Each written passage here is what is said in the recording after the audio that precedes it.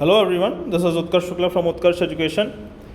बाल विकास for all exam series में जिसके जरिए बाल विकास सेक्शन किसी भी एग्ज़ाम में आता है, आपके नंबर उसमें पूरे आएँ, उसके लिए जो नोट्स के साथ लेक्चर सीरीज चल रही है उसमें आज हम पढ़ेंगे अभिप्रेरणा का द्विघटक सिद्धांत। ठीक है, अगर इस वीडियो से कुछ समझ में आता है, जो आएगा ही, हम पढ़ाते तो ठीक ही हैं जितना हमको लगता है, तो चैनल को सब्सक्राइब करिए और वीडियो को लाइक करिए। नोट्स चाहिए हैं, डिस्कशन करना है, पूछना है, कुछ थ्योरी चाहिए, कुछ भी चाहिए तो टेलीग्राम ज्वाइन करो। यूपीएससी के लिए अलग से टेलीग्राम चैनल है, उत्कर्ष एजुकेशन यूपीएससी पीसीएस हिंदी, और बाकी हर एग्जाम का एक अलग से टेलीग्राम चैनल है, उत्कर्ष एजुकेशन। ठीक है, join them and take the notes and ask question on that. Okay, अब आओ बिना टाइम बर्बाद किए पढ़ना शुरू करते हैं। अभिप्रेरणा का द्विघटक सिद्धांत। द्विघटक सिद्धांत है तो ऑब्वियसली आपको समझ में आ जाना चाहिए। एक मिनट, कलर चेंज कर लूँ। हाँ, द्विघटक सिद्धांत है तो इतना समझ में आ गया कि दो घटक होने हैं। तो इसमें मेन बात है कि ये दिया किसने है? हर्ज़बर्ग ने। ये किससे संबंधित है? क्या ये स्कूल से संबंधित है? क्या ये आर्मी से संबंधित है? किस चीज़ से संबंधित है? तो ये कार्यस्थल पर व्यवहार के लिए, मतलब ये कि जो फैक्ट्रियाँ होती हैं, ऑफिसेज होते हैं, उसमें अगर तुम्हें अपने एम्प्लॉयज़ को मोटिवेट करना है और काम करने के लिए, तब ये द्विघटक सिद्धांत आपको फ़ायदा देगा। इसका यूज स्कूल वूल में मत करने लगना, कर तो सकते हो मॉडिफाई करके, लेकिन ये बनाया उस चीज़ के लिए गया था। अब एक इनोवेशन किसी एक चीज़ के लिए हो तो उसका रूप परिवर्तन करके दूसरी चीज़ में यूज बिल्कुल हो सकता है, पर ये इफेक्टिव सबसे ज़्यादा है कार्यस्थल पर, ये याद रखना।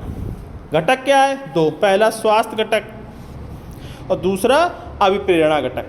हर्ज़बर्ग ने ये बोला है कि ये नीड वर्सेस डिज़ायर का खेल है। नीड वर्सेस डिज़ायर मतलब क्या है इस बात का?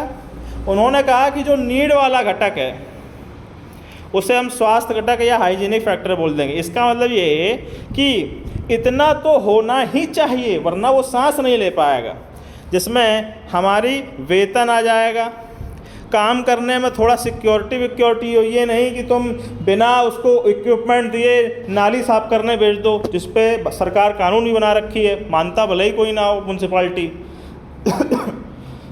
पर्यवेक्षण व्यवस्था, मतलब जो एक बिल्डिंग है, बिल्डिंग सही से हो, बिल्डिंग की सिक्योरिटी सही से हो, खाना पानी की सुविधा हो, जो वातावरण है वो तो इतना हो जो हम काम कर सकें, जिससे संतुष्टि भर की व्यवस्था तो कम से कम कि हाँ हम जानवरों की तरह नहीं रह रहे हैं, तो उसे ये स्वास्थ्य घटक में डाल देते हैं कि इतना तो बेसिक है। ठीक है, और अगला उन्होंने कहा कि अभिप्रेरणा घटक, कि इतना बेसिक है, इतना सबको देना ही है। और उसके बाद उन्होंने कहा कि अब तुम्हें अगर और मोटिवेट करना है कि अनंत से भी आगे नहीं बोला जाता, कि more than, beyond more than, कि जो है उससे और आगे अगर काम करवाना है तो फिर तुम्हें उन्हें सम्मान देना पड़ेगा, तो फिर उन्हें तुम्हें चैलेंज देने पड़ेंगे, और जब वो सम्मान की खातिर इस चैलेंज को पूरा करेंगे तो तुम्हें उन्हें प्रमोशन भी देना पड़ेगा, उनको अप्रिशिएट करना पड़ेगा, बोनस देके, छुट्टियां बढ़ाकर, उन्हें गिफ्ट देके, प्रमोशन देके, विभिन्न तरीके से उन्हें तुम्हें मोटिवेट करना पड़ेगा। इस तरीके से काम करना पड़ेगा। अब स्कूल में कैसे लगाओगे?